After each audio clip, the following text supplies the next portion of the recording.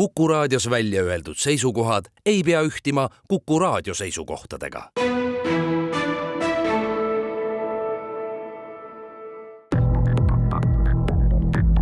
Krimiraadio. Tere taas, on teisipäev, kell on 7 minutit üle 1 ning eetris on värske Krimiraadio. Stuudios on saatejuhid, ajakirjanikud Raul Ranne ja Karel Reisenbuk ja üle pika aja on meil abiks me multitalendist ekspert, endine tipp-politseinik, poliitik ja kirjamees Andres Anvelt. Tere taas, armas kolleeg. Kas vaim on valmis? Vaim on alati valmis. Tuleb tunnistada et just täna oleks meil ilma sinu abita raske, sest saate teises pooles tuleb jutuks äsja valitsuselt rohelise tule saanud vanglarendi idee. Milliseid võõramaiseid vange me Eestisse siis ootame ja milliseid mitte ning millised saavad selle ettevõtmise juures olema suurimad väljakutsed. Sellest kõigest tuleb meile rääkima Justiits- ja Digiministeeriumi vanglate osakonna arendusnõunik Tiina Unuks, kes ühtlasi on ka vanglarendi töörühma juht.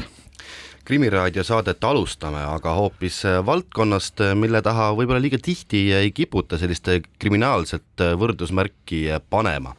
Keskkond ja elusloodus meie ümber on väärtused, mille hoidmise vajalikkusest saab vast enamik eestlasi hästi aru, kuid see ei tähenda, et meil keskkonnapätte sellepärast ei oleks. Seega ongi meie tänane esimene külaline Keskkonnaameti uurimisosakonna juht Rocco Ots. Tere tulemast Krimiraadiosse. Tere. Rocco Ots, ma alustan kõige värskemast. Just tuli uudis, et riigi ettevõtte Eesti Energia tütarfirma Enefit Power sai Keskkonnaametilt üle 100 000 euro suuruse trahvi, kuna põletas on loata oma kateldest äärmiselt mürgist fenoolvett. Ja lugu sai alguse sellest, et mingil hetkel laekus Narvast väga palju kaebusi linnas leviva lämmatava lõhna kohta. Ma saan aru, et see protsess on veel nii-öelda aktiivne ja kõik neid detaile ei ole võimalik rääkida ega avada, kuid kui sageli tuleb teil tegutsema hakata just selle peale, et inimesed tunnevad mingisugust eriti rõvedat haisu või lõhna linnas ja nad kaebavad? No paraku ikka tuleb jah, selles mõttes, et eriti sõltub see muidugi naljaga pooleks öeldes tuule suunast, et kui tuul on õiges suunas, siis kaebusi on oluliselt rohkem ja kui neid väga palju tuleb, siis paratamatult tuleb sinna kaebuste sisse ka vaadata ja siis tuleb teinekord ka selliseid erakorralisi kontrolle teha, jah. No, inimeste nina tundlikkus on erinev, aga ütleme, mis hetkest te reageerite? Kas neid kaebusi peab olema 10, 100, 1000, 10 000, et mis see selline kriitiline määr on, kus te tunnete, et siin tõepoolest on midagi kahtlast toimumas? Ei, tegelikult me reageerime ju isegi esimesele kaebusele juba, et kui ikkagi kaebus tuleb riigi infotelefonile 1247, siis valveinspektor reageerib, et see sõltub muidugi jah, et me tegelikult ka vaatame tuule suunda ja eks meil on ka selliseid konkreetseid piirkondi siis nii Tallinnas kui Ida-Virumaal, kus kohas on need kaebused suuremad, aga ikkagi vaatame seda päris tähelepanelikult. Aga vaatame meie veidi ajast tagasi. 5 aastat tagasi leppisid hulk ministreid kokku ühes deklaratsioonis, nimelt, et keskkonnakuritegevus ehk täpsemalt öeldes selle vastu võitlemine saab Eestis prioriteediks. Mis selle tingis? Kas asjad hakkasid talumatult kehvaks minema ja kõiksugu reostajad ning salavitid hakkasid liiga nahaalselt pead tõstma? Pigem mitte, et selle suures plaanis tingis Euroopa Liit, ütleme niimoodi, et Euroopa Liit ulatas meile nii-öelda abikäe, kuna nad käisid Eestit hindamas, seda nimetatakse Genvali hindamiseks, mis siis hindas meie jäätmesüütegude vastu võitlemist ja seda korraldust ja sealt toodi siis riigile sellised nagu ettepanekud, et mida riik võiks nagu paremini teha või mida muuta. Ja siis üks tingimus või üks selline probleem oli selline, et meil ei ole keskkonnakuritegude strateegiat ja sealt see hakkas välja kooruma. Ehk see ulatub sinna 2018. aastasse, kui meid nii-öelda siis kontrolliti ja sealt see tuli.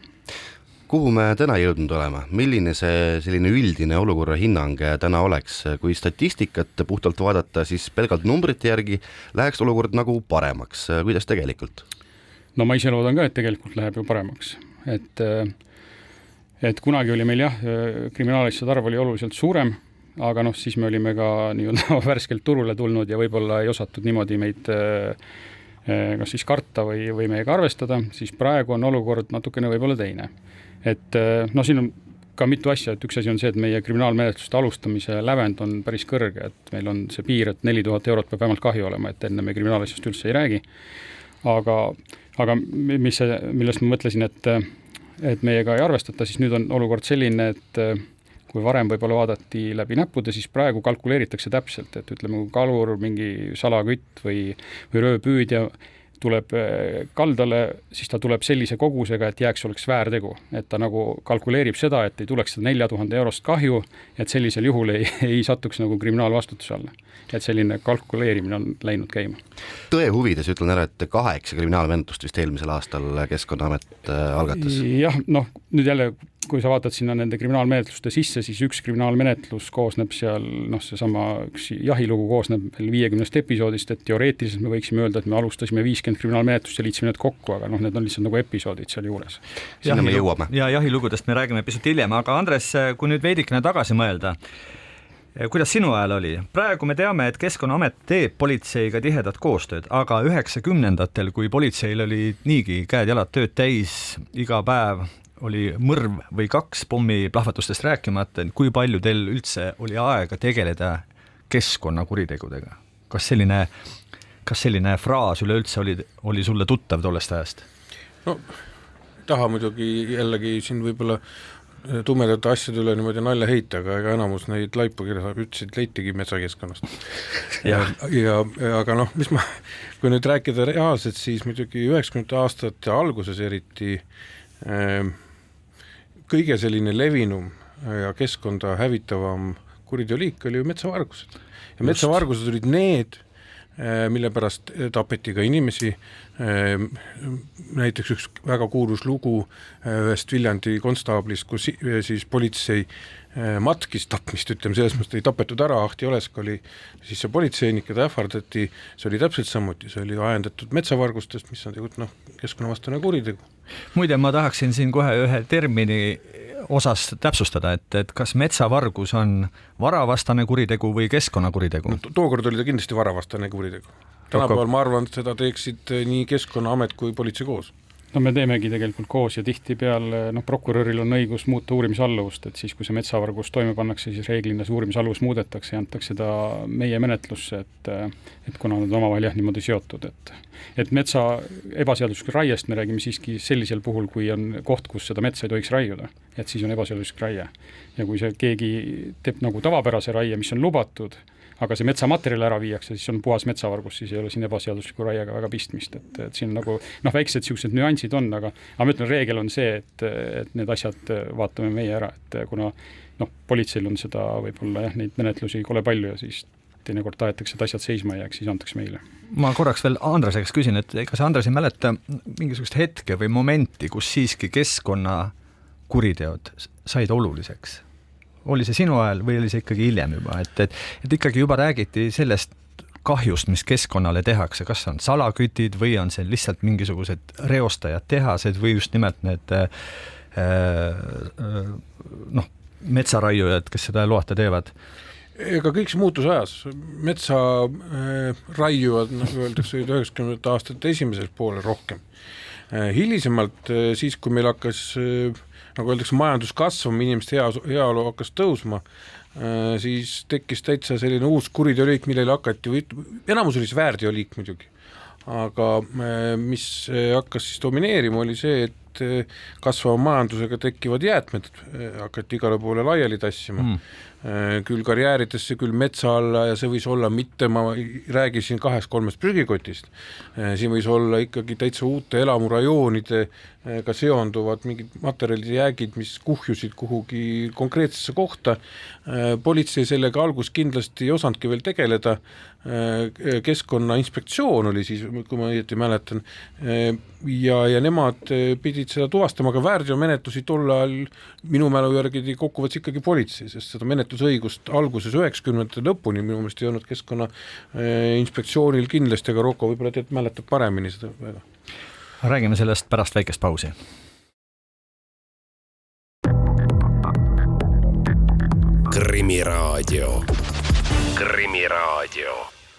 Krimiraadio on pausilt tagasi. Stuudios on ajakirjanikud Raul Ranne ja Karel Reisenbuk, samuti on siin meie hea ekspert Andres Anvelt. Ning täna räägime keskkonnakuritegudest. Selles maailmas aitab meil orienteeruda Keskkonnaameti uurimisosakonna juht Rocco Ots. No kui minna ikkagi konkreetsemaks ja vaadata nimetada võib-olla selliseid kõige olulisemaid juhtumeid kas või eelmisest aastast, mis Keskkonnaameti uurijate lauale on jõudnud, siis esimese asjana tuleb ikkagi meelde üks suhteliselt võigas lugu, kus möödunud aasta märtsis peeti Pärnumaal kinni, ma saan aru, 10 metsloomi tapnud salakütid. Ma saan aru, see lugu on pooleli, aga kuhu see lugu tänaseks jõudnud on ja kui palju sellest me rääkida saame?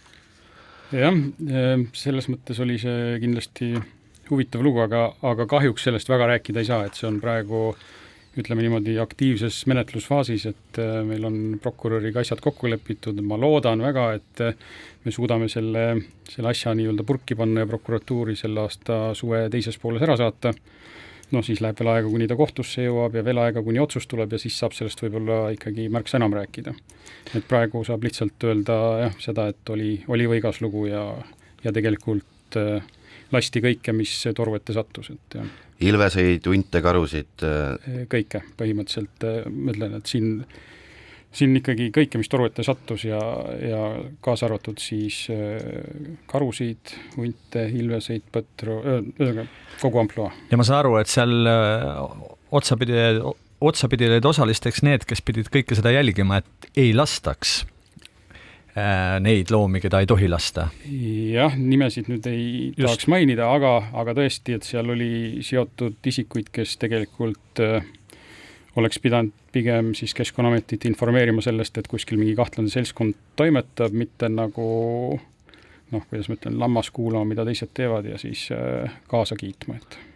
Aga laiemalt, kui suur probleem on salaküttimine Eesti metsades? Kuni selle Pärnu juhtumini ma lootsin, et äkki väga suur ei ole probleem, aga kui ma nüüd mõtlen selle peale, et kui väikeses Pärnu maakonnas see käis niimoodi, siis ma kahtlustan, et me peame vaatama ka natukene laiemalt, ka nii itta kui lõunasse või läände, et kindlasti see mingit pidi probleem on. Ja. No just, ma saan aru, et see pole ainus salaküttimise lugu ikkagi eelmisest aastast. Veel ühel juhul, ma saan aru, jäädi Kilingi-Nõmme kandis vahele samamoodi ühe kütitud ilvesega. No mida see nüüd näitab, mingisugust üldisemat trendi, kuskil on nõudlus ilvese naha järele? No see nüüd tegelikult läheb kõik siin ühte suurde potti selle salaküttimise Pärnu looga kokku. Et see nagu, need on nagu sealt välja kasvanud sellised väärteod, mis nagu siis uurimise käigus selgus, et tuli nagu juurde, et see ei ole ainuke, et neid väärteosid tuli sealt üsna mitu ja reeglina me nende inimestega, kes seal siis pildi peal olid ilvesega sattunud, inimene sai aru, kahetses oma pattu, maksis keskkonnakahju ära ja siis me oportuniteediga ka neid väärtegusid lõpetasime, aga antud juhul siis oli inimene, kes otsustas nagu jäärapäiselt väita, et see, et ta pildi peal koos ilvesega on, ei tähenda mitte midagi, läks kohtusse ja vähemalt esimene aasta kohtus leidis, et meil on õigus, mis teeb Riigikohus, kuhu nad selle edasi on kaevanud, eks see paistab hiljem. Kas midagi nii mastaapset ja suurt on varem Keskkonnaameti lauale jõudnud, kui nüüd see lugu, millest ma liiga detailselt rääkida ei saa, aga ja sellist jahiasja meil kindlasti varem ei ole olnud, et see on nüüd vähemalt taas iseseisvumise ajast, ma arvan, et esimene selline suurem lugu, et see sattus kuidagi naljakalt, et ka Soomes võeti just samal ajal päris suur seltskond salakütte maha, et kuidagi nagu väga ühel ajal see tuli. Et. Andres, kas sinu klientide hulgas on olnud ka salakütte, kui ma nii võin küsida? No salakütte ei ole kindlasti olnud, aga on olnud inimesi, kes on ühte või teistpidi kokku puutunud selle temaatikaga ja lisame siia juurde veel, et kes täpselt samuti on oma võib-olla rumalusest või lollusest kuidas ma ütlen siis, läbi oma mingi ettevõtte salaküttimist võib-olla siis toetanud, mitte teadmatult isegi sellega, et ta võib-olla otseselt pakub mingit teenust. Aga iseenesest see salaküttimise temaatika on minu meelest juba jõhker sellepärast, et kui ma tuletan seda vanemat aega meelde, siis salakütid ja nende püssi etteotsa on sattunud või ette on sattunud ka nende oma kaaslased. Ma mäletan 90-ndatest ühte lugu, kus salakütid noh, ja eriti veel tol ajal, kus oli see, ma arvan, ma ei tea, Rocco oskab paremini öelda, kas see salaküttimise puhul, kui keegi võetakse kütmised maha, kontrollitakse joovet või midagi, et aga väga need sellised levinud lood oli see, kus kõigepealt kütiti, siis võeti viina ja siis lasti üht-teist maha, nagu öeldakse.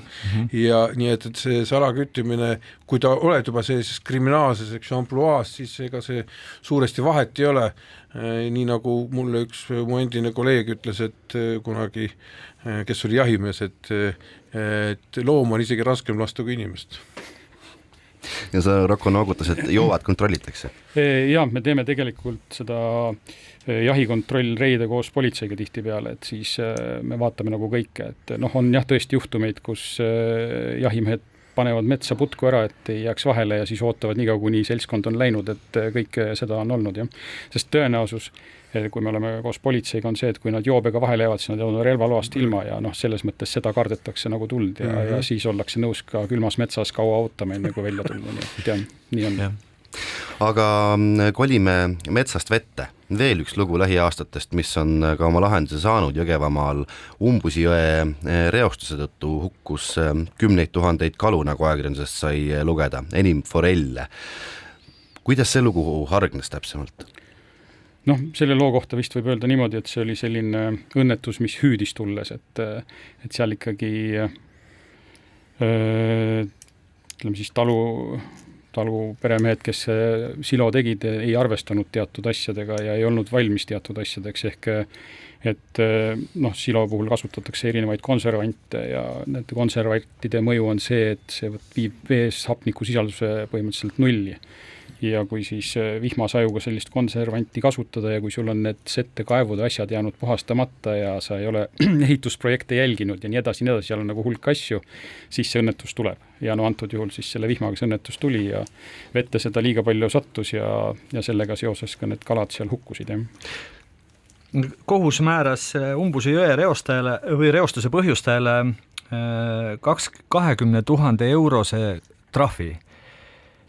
Küsimus on, et kui keeruline on hinnastada seda kahju, et me teame, et tuhandeid kalu sai hukka ja trahv on selline, kui keeruline on leida see õiglane karistus nüüd sellisel puhul? Et noh, see selles mõttes on jah, hea küsimus, et ütleme niimoodi, et kui oleks olnud kalamees, kes ebaseaduslikult püüab sellist nii palju kala, siis kahju oleks olnud jah, et 100 000. No et antud juhul ei olnud kalapüügiga tegu, et oli ütleme mingit pidi nagu õnnetusega, et siis eks ta ole keeruline, aga see 20 000 ei ole ju ainus lugu, et sellest tegelikult tal oli kohustus haldusmenetluse raames keskkonnavastutuse järgi pidi ta selle olukorra taastama, ehk see kulu, mis ta nagu kandis seoses selle Umbusjõe elukeskkondade taastamisega oli märkimisväärne ja võib öelda, et praeguseks on ta oma asjad ära parandanud, ehk need elukeskkonnad on taastatud ja mingid inimesed ütlevad, et see vee kvaliteet on seal parem kui kunagi varem, et tõsi, see kalaelustiku taastumine võtab aega, aga suures pildis ikkagi on inimene vigadest õppinud ja asjad korda teinud. Tubli mees. Pean küsima, et ega keskkonnakuritegude puhul tegelikult ju reaalne vanglakaristus nüüd liiga levinud ei ole, aga ka viimastest aastatest on ikkagi olemas üks näide, kus päris mitmeks aastaks reaalselt üks kalamees vangi minema pidi, mis need hullud tema patud siis olid? Jah, et keskkonnakuritegevus on oma olemuselt see nii-öelda madala riskiga, kõrge tulususega kuriteoliik, et vangi sattuda, selleks pead kõvasti vaeva nägema. Ja see Peipsi kalur muidugi nägi kõvasti vaeva, sest tal oli neid episoode seal vist äkki oli see 5. lugu, kui ta käis niimoodi Peipsi peal, tal oli eelnevalt oli juba sellest karistada saanud, tal olid ka mingid tingimused seal juba peal ja lõpuks suutis ta ka kohtuniku välja vihastada, selles mõttes, et inimene ei õpi, et sulle antakse nagu võimalus, nagu öeldakse, et viimane kord ja nii edasi ja lõpuks siis sai ta kõik selle, mis ta oli ära teeninud, et paraku juhtub Eestis ka väga imelikke asju. Üks lugu, mis kogu Eesti avalikkus šokeeris ja inimestele lausa pisarad silma tõi, oli 3 aastat tagasi, kui keegi, siin võib vist öelda poolearuline, otsustas hakata kuremõrvariks ja lasi maha 8 lindu. Seda jõhkardit vist ikkagi ei ole veel kätte saadud? Kahjuks ei ole. Selle asjaga muidugi politseiga, ma arvan, et võib-olla ei ole ühtegi keskkonnakuritegu, mida oleks nii põhjalikult uuritud, selles mõttes seal ikkagi detaili ei hakka laskuma, aga kuni kõnemastideni ja asjadeni, et seal nagu võeti asi ikka nagu ribadeks selle käigus. Tegelikult avastati, ma ei tea, salasigarettide maale toomine, ebaseaduslik relv, noh, seal oli läbiotsimisi, seal oli kinnipidamisi, seal oli nagu kõike, et väga üritati. Aga noh, jah, kahjuks peab ütlema, et seda võimalik, et meil see nimi mingit pidi on sealt läbi käinud, aga otseselt seda inimest kohtu ette ei ole õnnestunud tuua. Aga kunagi ju ei tea, asi on küll lõpetatud, aga alati saab asju uuendada, kui kuskilt lisainformatsiooni tuleb. Ega sulle, Andres, ei meenu mõnda analoogset, eriti nõmedat tegu, mida te politseina olete sunnitud olnud uurima, aga samal nagu ikkagi ei anna rahu see, et üldse miks inimesed selliste jamadega tegelevad. Midagi sellist? Ei, esiteks politsei ei ole sunnitud uurima, politsei on kohustatud uurima, eks see on üks asi. Aga teine asi, et keskkonnaga seotult ei tule mul meelde, aga kindlasti on selliseid asju, kus näiteks politsei peab tegelema näiteks selliste kuritegude uurimisega, mis on nagu sotsiaalselt ei ole mõistetavad üldse, kui me räägime, ütleme vargusest majja või midagi sellist, aga ma mäletan ühte lugu, kus see oli 90. keskel kuskil, kus siis üle Eesti laste kodudest ja lasteaedadest varastati seda pisukest majandusraha. See on selline asi ja ma nüüd ei mäleta, kas see asi sai avastus või mitte, aga see ajab nagu sotsiaalse närvi eriti kõrgeks, eks. Erinevad, ütleme, kuriteost, kus siis tõesti varast teab, et siin on rikas inimene või vaene inimene, kõik läheb tema majja, see on kuritegu, see on vastik, aga kui tehakse nagu sotsiaalselt nõrgemate vastu, see on väga kurb ja see on mingil määral sarnane see, et ennast kaitsta mitte suutvate, eks ju, kurgede vastu, siis neid tapetakse rõmedalt mõttetult, neid ei süüa ka ei ole vist mõtet. Ei, absoluutselt. No, saateaeg ikkagi jookseb hästi kiiresti, küsin veel lõpetuseks, Rocco Ots, mis teeb võib-olla sellise keskkonnakuriteo uurimise kõige keerulisemaks? Muidugi vist raske on ülistada, sest keskkonnakurideod on ka hästi erinevad. No ütleme, keskkonnakuriteod on selles mõttes keerulised, et seal ei ole nagu klassikalises mõttes kannatanud, et ei ole inimest, kes tuleks teeks sulle avalduse, et ei tule ise puu, ei loom, keegi ei tee sulle avaldust, et see on nagu, et seda avastada, siis inspektor proaktiivselt peab käima selle metsas ja sihtima oma neid kontrolle, et midagi üldse leida, et see on nagu see, et ja ütleme, ja ka need reeglid, mis on nagu kehtestatud, need tegelikult ei ole ju inimeste kiusamiseks loodud, need on ikkagi tehtud selleks, et meil säiliks see looduslik mitmekesisus ja et meil oleks nagu ka tulevastel põlvedel siis toredalt Eesti metsas või mere ääres või jões käia ja kala püüda ja loomi vaadata.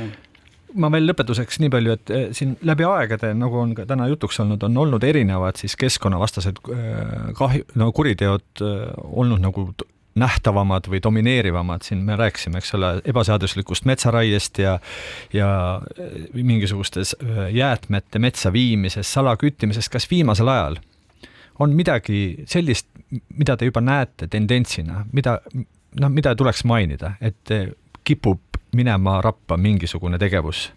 No kas rappaga jäätmemajandusega meil ikkagi on küsimusi sellesama ebaseaduslike jäätmete vedudega ja ka nende matmisega ja käitlemisega ja eelmise aasta märksõna oli ka Olerexi kütuse teemad, eks ju, et seal, et see on nagu selline natukene laiem teema ja uuem lugu, aga mingid asjad on pigem seotud, me nimetame seda nii-öelda pruuniks pooleks, ehk siis siuke eluta looduse teemad, aga nüüd lõi sisse ka see salaküttimise lugu, nii et kõik on. Keskkonnaameti uurimisosakonna juht Rocco Ots, täname teid Krimiraadiosse tulemast, lubame, et kutsume teid tagasi, sest väga põnev oli. Meie teeme siin väikese pausi ning oleme peagi tagasi, kuid siis juba uue teema ja uue külalisega. Krimiraadio. Krimiraadio. Krimiraadio jätkub, stuudios endiselt saatejuhid Raul Ranne ja Karel Reisenbuk ning meiega on ka ekspert Andres Anvelt, kuid teema on uus. räägime siinsete vanglate väljarentimisest, palju on sel teemal seletatud, palju on arutatud, aga päris täpselt ikkagi aru ei saa, et mis selles ettevõtmises head on ja mis on väljarentimise plaanist pigem kahtlane. Selleks, et asjas natuke paremini nii-öelda sotti saada, oleme saatesse kutsunud Justiits- ja Digiministeeriumi vanglate osakonna arendusnõuniku Tiina Unuksi, kes on ka selle vanglarendi töörühma juht. Tere tulemast Krimiraadiosse. Tere päevast. Tiina Unuks, räägime kõigepealt juurpõhjustest, nagu viimasel ajal rahvusvahelises poliitikas tavatsetakse öelda. Milline on olukord Eesti vanglates? Kui palju on kohti ja kui palju on vanglates asukaid? Täna on Eestis siis 3 vanglat. Kokku on meil kinnises vanglas natuke 3000 koha, aga kinnipeetavaid tänase hommiku seisuga oli 1614. Ehk sisuliselt pooled meie kinnise vangla kohad on täna tühjad. Kas me selle taustal saame ka öelda, kui palju see tühi või kasutamata vanglataristu meile igapäevaselt, igakuiselt ja aastaselt nii-öelda kahju toob? Niimoodi konkreetselt öelda on võib-olla keeruline, et täna ikkagi vanglateenistuse eelarvet me vaatame vanglakoha maksumuse järgi ühe kinnipeetava kohta. Taristukulud on peaaegu 1/3 meie eelarvest, nii et kui ma lihtsalt on Tartu vangla näite, et siis Tartu vanglas on 2 kinnist hoonet, ühes on siis 600 kohta, teises 300, 600-kohalise hoone me panime eelmise aasta 1. juulist kinni, aga renti maksame selle eest täpselt samamoodi.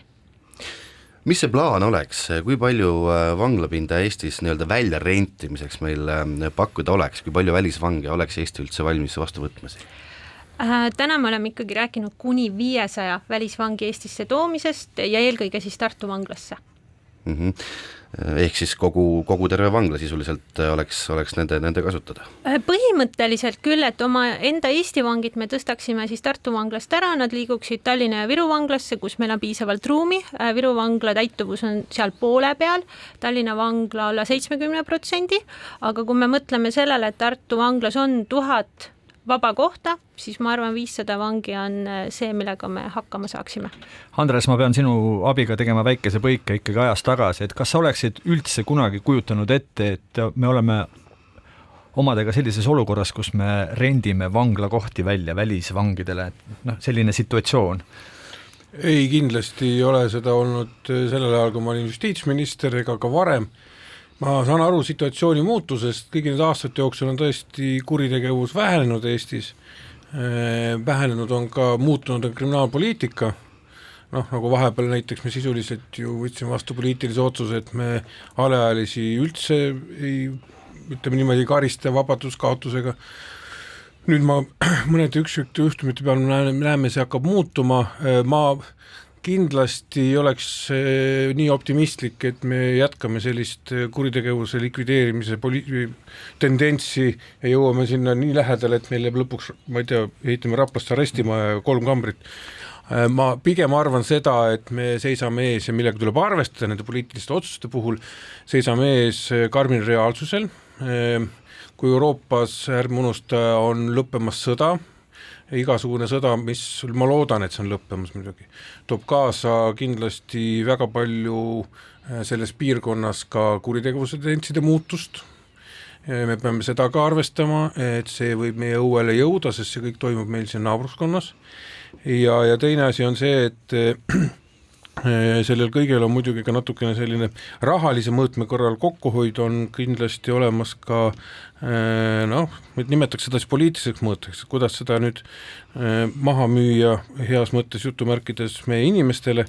Ma mäletan, et meil kunagi Tartu vangla üldse ehitamise vastu oli kõige rohkem meie lugupeetud endine peaminister Andrus Ansip linnapeana, eks ju, et kõik see kompleksis ma näen, et kas see tekitab ühiskonnas rohkem stressi, aga vähemalt mul on hea meel, kui me räägime, et Tartu vanglasse 500 välisvangi tuuakse, vähemalt Tartu lennujaam saab tööd. Ja. Ma üldiselt siis sa pead seda plaani pigem heaks või mitte? Ei, ma väga selgelt ütlesin, ma ei pea seda heaks, ma ei toeta seda, ma saan aru, kui me lepime kokku ühe või teise riigiga mingisugustes, ütleme niimoodi, vahetusprogrammides, selles mõttes, et meil on ennemgi olnud näiteks siin Jugoslaavia sõjakurjategijaid näiteks ja lepime kokku näiteks selles, et kui on vaja ühte või teist mingit kuritegevusgrupi liikmeid eraldada tema riigist näiteks ja tuua siia, aga sellist tööstuslikku mõõdet ma kindlasti ei toeta. No praegu vähemasti plaan on olemas, ühegi lepinguni veel jõutud ei ole. On plaanitud siis alustada läbirääkimisi Rootsi ja Hollandi vanglatega, ühesõnaga Rootsi ja Hollandiga, et siis neid võõrvange võiks sealt meile siia Eestisse tuua. Tiina Unuks, millised need võib-olla Rootsi ja Hollandi erinevused või mitte erinevused on Eesti, ühesõnaga meie vanglate vahel? Kui vaadata 3 riigi vangistussüsteeme, ega suures plaanis oleme me kõik sarnased. Eesmärgiks on ju see, et hoida kinnipeetavaid turvaliselt vanglas.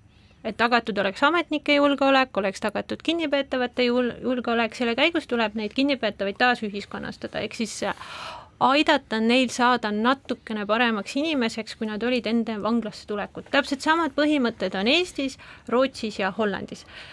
Kui me käisime nii Hollandis kui Rootsis koha peal ka töö varjutamas, et aru saada, mis see meile tähendab, siis mis me seal näeme, on see, et eks see vangide profiil, kellega nemad tööd teevad, on teistsugune võrreldes meie omaenda kinnipeetavatega. Meie keskmine vang on selline 40-aastane meesterahvas, kes on pärit siit samast Eestist või vähemalt on ta mingilgi määral olnud Eestiga seotud ja 90% on ka meie omaenda kodanikud või seal hulgas ka määratlemata kodakondsusega kohalikud inimesed.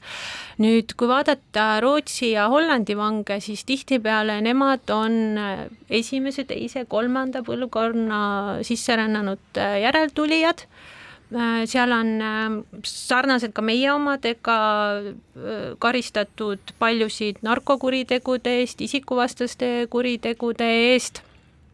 Ka keeleline, kultuuriline variatiivsus on laiem kui meil ja kui me otsustame minna läbi, või me lähme läbi rääkimistesse ja kui me otsustame ka, et me lähme lepingusse ja meile päriselt jõuavad ka välisriigi vangid, et siis kindlasti üheks väljakutseks on see, et kuidas siis tulla toime teistsuguse profiiliga kinnipeetavatega. Ma pean ikkagi veel korra üle küsima võib-olla selle majandusliku poole, et millist kasu meie riik või meie siis ütleme see vanglaid haldav majandusüksus loodab sellest tehingust, kui nii võib öelda, või sellest protsessist, et me anname piltlikult öeldes Tartu vangla rendile, seal on siis kas siis Hollandi või Rootsi kurjategijad ja mis me sellest saame, mis on see rahasumma, mille meie riik teenib? Ma arvan, et seda peab laiemalt vaatama kui ainult rahasumma. Et nagu meie minister on ka öelnud, et siis Eesti maksumaksjale ei tohi minna 1 senti ka maksma. Eesti maksumaksja ei saa seda teenust kinni maksta, selle teenuse maksab puhtalt kinni siis Rootsi või Holland. Rahast rääkida on täna veel vara, aga ma saan tuua teile mingi võrdluse. Eestis täna on ühe vangi maksumus circa 3200 eurot. Kuus. Just. Rootsis on see circa 10 000. Hollandis on kuus circa 11 000. Ehk siis me kindlasti ei ole nõus sellise rendilepinguga, kus see elluviimise või see rendilepingu maht on võrdne Eesti mahuga või selle kuluga, et see kindlasti peab olema taoline, kus oleks kaetud kõik kulud ja kus on sisse arvestatud ka riskimarginaal. Nüüd see teine aspekt, mida on väga raske rahas hinnata, on kõik need teadmised, oskused, mida me sealt üles korjame. Igas süsteemist on midagi õppida, kuidas tulla toime teistsuguse profiiliga kinnipeetavatega, kuidas on üles ehitatud see igapäevane julgeolek või järelevalve. Meie omaenda vangistussüsteem on täna tipptasemel. Meie kompetentsid, meie oskused, meie taristu, kui käia Euroopas ringi, kui head on tegelikult meie vanglad, aga see sisu, mis seal vanglas tehakse või toimub, igast riigist on midagi õppida. Ehk kui me näiteks otsustame minna Rootsiga lepingusse, me võtame oma süsteemi, võtame Rootsi süsteemi, võtame seal parimad osad ja panna need kokku, siis sellest võib tulla midagi väga head.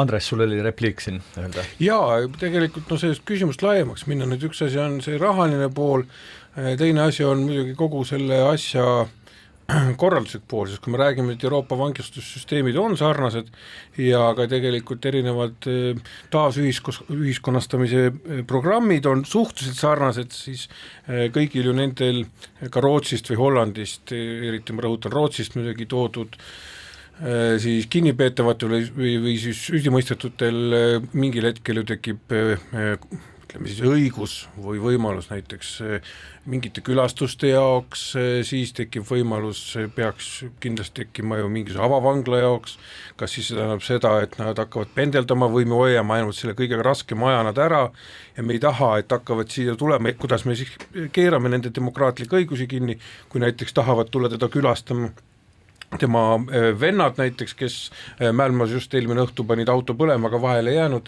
ja rääkima, et ootame sind siin.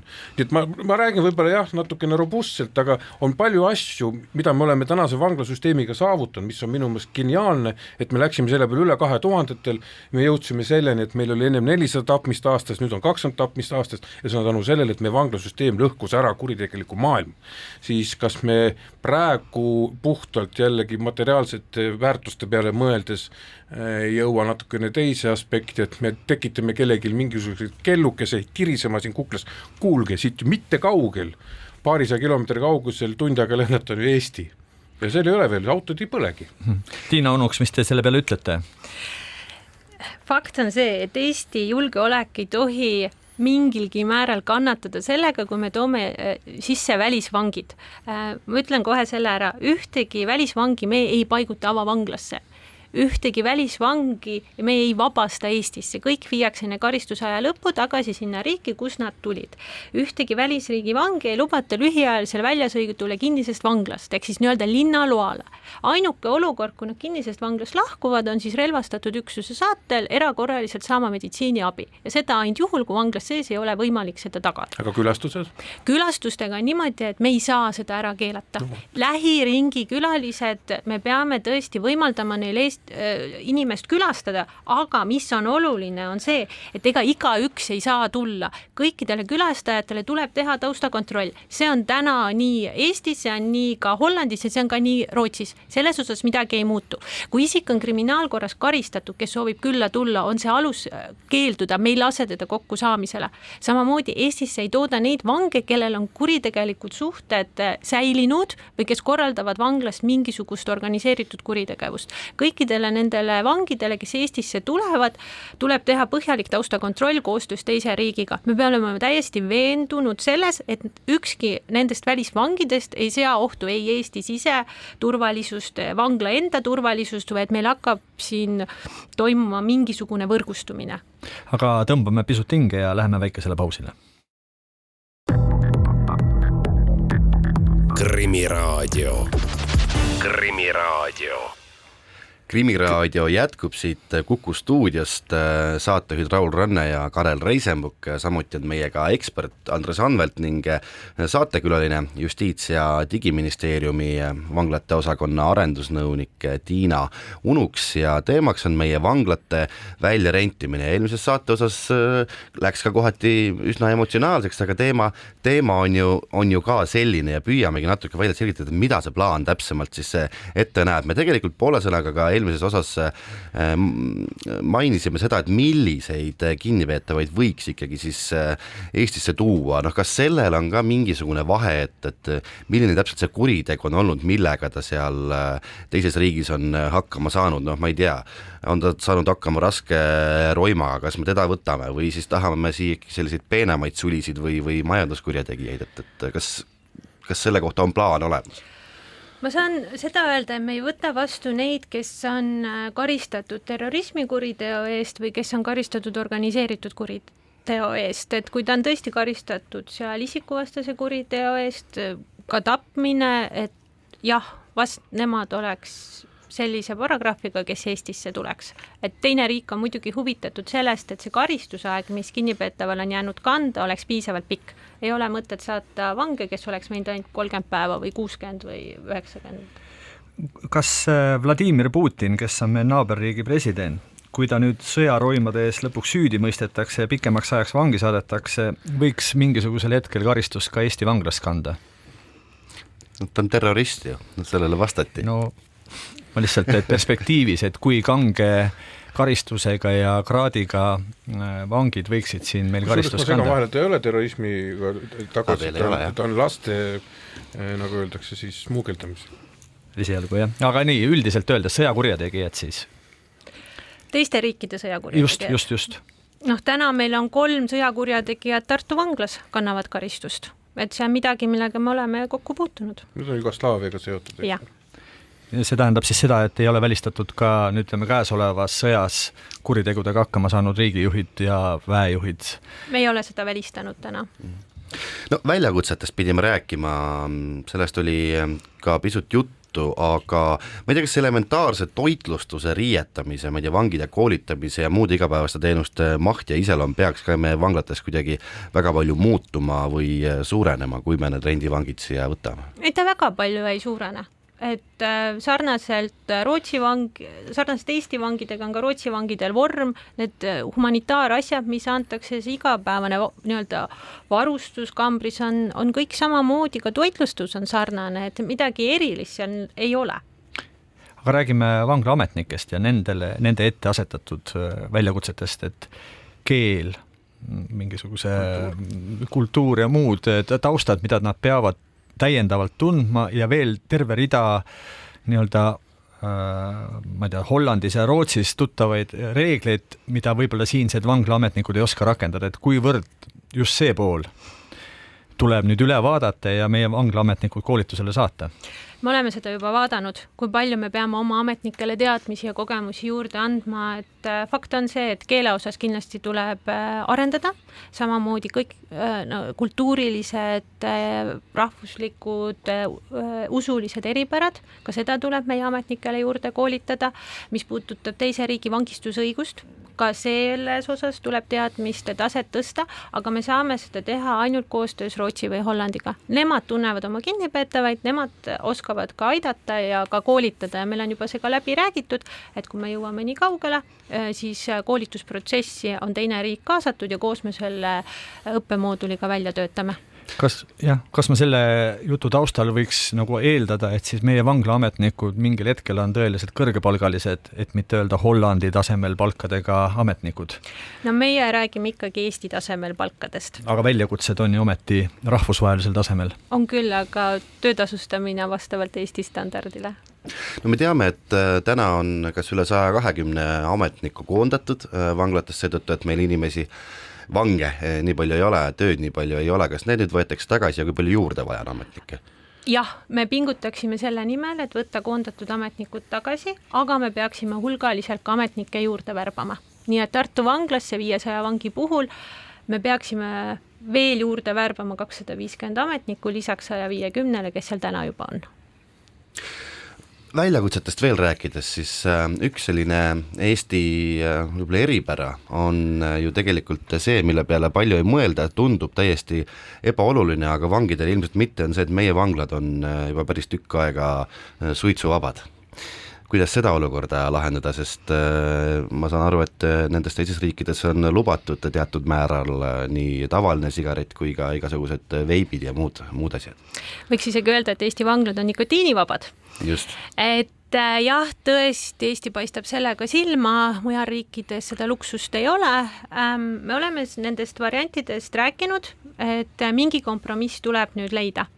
Et kuidas see suitsetamine või üldse nikotiini tarbimine ära lahendada. Siin on erinevaid variante, et üheks variandiks ongi see, et ega kõik vangid ei taha suitsetada, aga tihti on seda grupisurvet, et leida jah, tõesti need kinnipeetavad, kes oleks motiveeritud ka vabatahtlikult suitsetamisest loobuma, et see on nagu midagi, mida Eesti tõesti saaks pakkuda. Selle nikotiini sõltuvusega tegelemisega saaks hakata juba teises riigis tegelema, nii et kui ta Eestisse tuleb, siis lihtsalt see nikotiinist loobumise programmi jätkub, see on nagu üheks variandiks.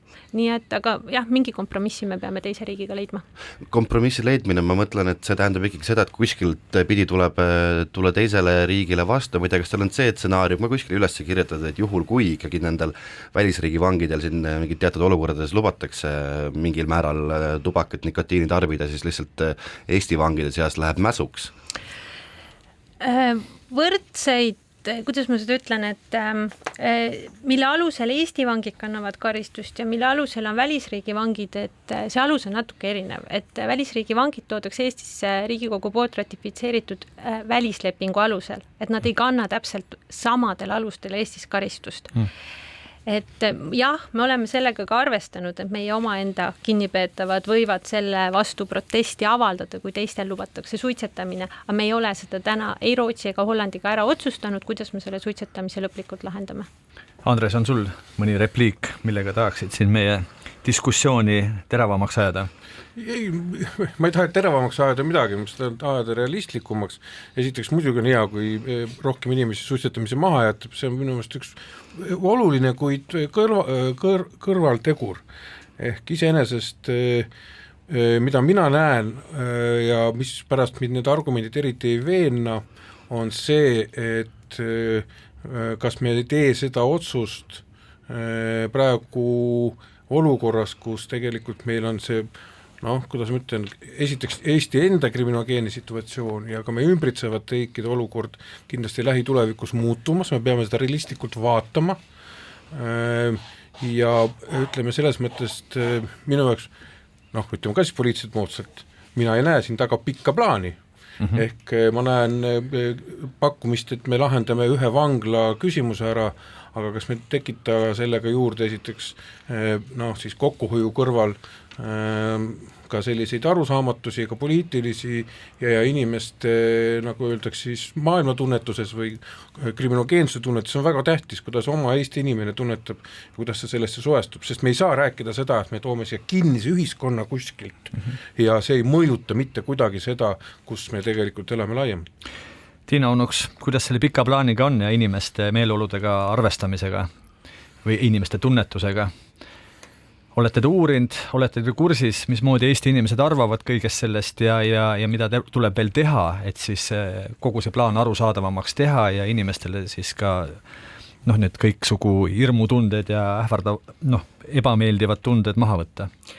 Eks me ise peame siin olema aktiivsed sellest rääkimisel, avatud, mis võimalikult avatud ka plaani osas, mis tempos me liigume, millised välisvangid meil tuleksid, kui kauaks nad tuleksid, kaua nad siin oleksid, keda me võtame, keda me ei võta, et see peab hästi selge ja arusaadav olema. Kes käivad külas ja kes ei käi külas? Jah, kes käivad, kes ei käi, mis on siis erandid välisvangide puhul, mis kehtivad, mis on reeglid meie vangide puhul, et see peab tegelikult hästi selge ja läbinähtav olema.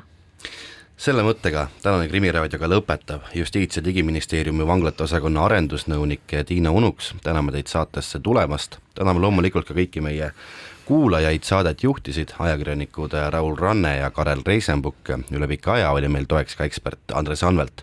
Järgmine Krimiraadio on eetris, nagu ikka, järgmisel teisipäeval kell 1. Kuulmiseni. Krimiraadio.